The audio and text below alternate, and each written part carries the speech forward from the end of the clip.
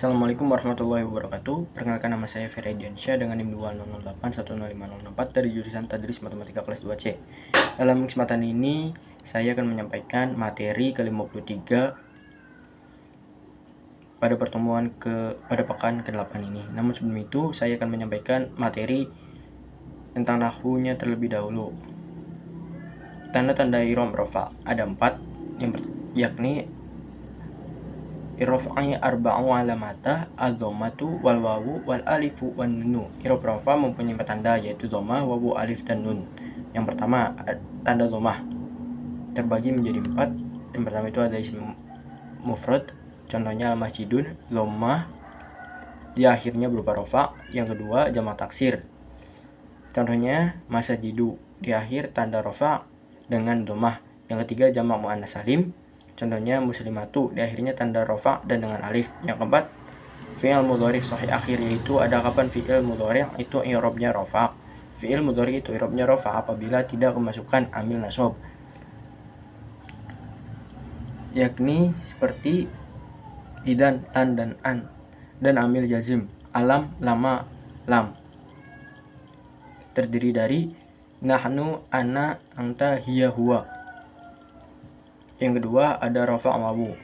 Wawu menjadi rafa yang menempati pada 2 tempat, yaitu muzakkar salim dan asma'u khamsah.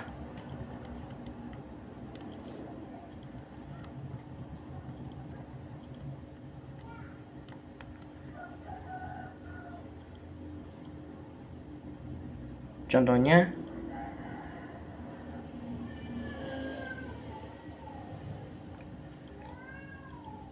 yang pertama itu jamak mudzakkar salim ketambahan wawu dan nun, contohnya al-muslimuna. Yang kedua asmaul khamsah, yakni contohnya abuka. Abuka artinya ayahmu, akhuka saudara lakimu. Kemudian yang ketiga, tanda rafa alif. Alif menjadi tanda i'rab rafa khusus menempati pada isim tasniyah, contohnya al-muslimina. Yang keempat, tanda rafa nun, wazannya af'akhil. Khamsah ada 5. Yang pertama ada yaf'alani, huma, angtuma untuk laki-laki, taf'alina perempuan, hum, yaf'aluna hum, taf'aluna antum, taf'alina anti. Kemudian kedudukan tanda-tanda i'rab. Yang pertama, tanda rafa bisa menjadi mubtada dan khobar, bisa menjadi isim kana, khobar inna, dan bisa menjadi fa'il dan naibul fa'il. Contoh, bisa menjadi mubtada atau khobar. Hada muslimuna,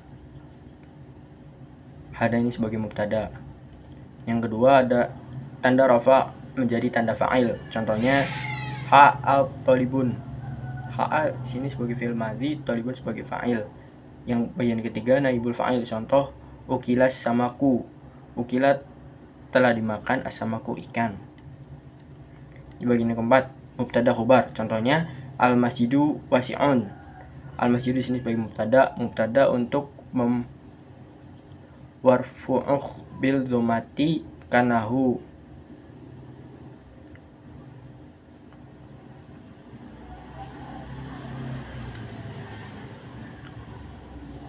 Isnuhu mufradu, wasi'un sebagai khobar, marfu'un bi dhammati ismun mufradu. Contoh yang lain, al masjidani wasi'ani, mubtada marfu'un bil akhi annahu ismun musanna. Kemudian yang terakhir ada al masjidu wasi'atun, di mana mubtada maf'ul bil khamati innahu hu jamak taksir, dan wasi'atun sebagai khobarun maf'un bi khamati li annahu ismun mufradu. Selanjutnya saya akan masuk ke dalam materinya.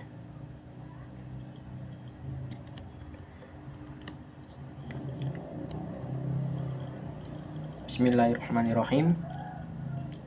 Fa idza yu'lamu anna tahsilal ilmi wal fiqhi yajtami'u ma'al kasbi. Berdasar kenyataan ini, maka diketahui bahwa belajar ilmu dan fikih dapat dilakukan bersama-sama dengan bekerja mencari uang. Wa kana Abu Hafsil kabiru yaktasibu wa yukarrirul uluma. Imam Abu Hafiz kabir juga bekerja sambil mengulang-ulang ilmu hafalannya. Penjelasannya yakni bahwa kita juga bisa belajar ilmu dan fikih sembari mencari uang. Hal ini juga dicontohkan oleh Imam Abu Hafiz Kabir, di mana beliau juga bekerja sambil mengulang-ulang ilmu hafalannya. Fa in kana labudda li talibil ilmi minal kasbi li nafaqatil ibali wa ghairihi falyaktasib wal yakariru wal yudzakiru wala yaksal.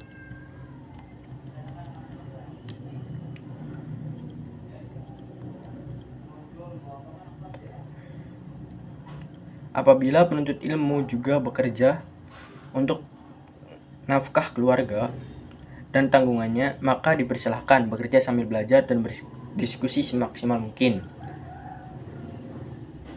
Walaisa lisahihil badani wal aqli uzrun fi tarkit ta'allumi wat tafaqquhi fa innahu la yakunu afqara min Abi Yusufa walam yamnahu dzalika minat tafaqquhi.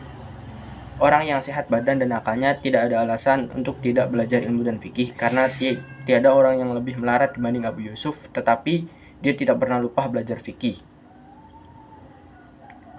Maksudnya di sini penjelasannya, jika kita sebagai penuntut ilmu itu bekerja untuk menafkahi keluarga kita beserta tanggungan kita yang ada, maka sangat dipersilahkan untuk kita bekerja sambil belajar dan berdiskusi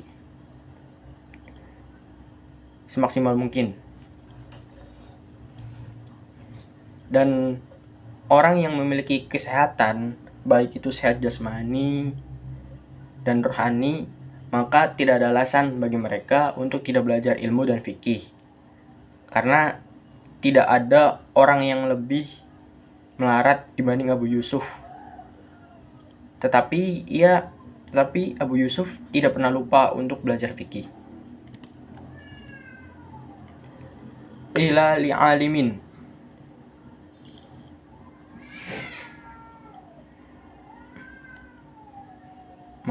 Faman kana lahu malun katsirun fa ni'mal malus sholihu lirrujuli lisolihi. Barang siapa dianugerahi banyak harta, maka langkah indahnya harta yang salih berada pada orang yang salih juga.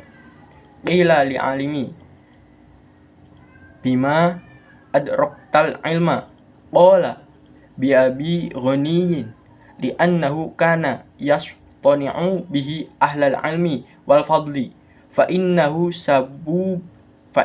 sababu ziyadatil ilmi li'annahu syukrun ala ni'matil aqli wal ilmi wa innahu sababu ziyadati. Pernah ditanyakan kepada orang alim, dengan apa Tuhan mendapat ilmu? Dan jawabnya, dengan bapakku yang kaya, karena dengan kekayaan beliau dapat berbakti kepada ilmu dan keutamaan.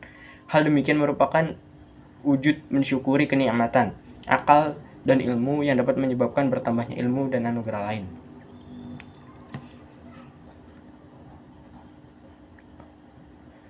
Penjelasannya yakni barang siapa seseorang yang mendapatkan harta yang begitu banyak, maka alangkah indahnya hidupnya jika harta yang salih itu berada pada orang yang salih juga. Dan pernah ditanyakan sesuatu hal kepada orang alim tentang bagaimana cara orang tersebut menambahkan ilmu. Ia pun menyampaikan bahwa ayahnya itu merupakan seorang yang kaya. Oleh karena itulah, dengan kekayaan yang dimiliki oleh ayahnya tersebut, ia bisa berbakti kepada ahli ilmu dan keutamaan. Hal ini merupakan salah satu wujud mensyukuri kenikmatan akal dan ilmu yang dapat menghasilkan bertambahnya ilmu juga anugerah yang lain. Mungkin sekian dari saya, kurang lebihnya mohon maaf. Wassalamualaikum warahmatullahi wabarakatuh.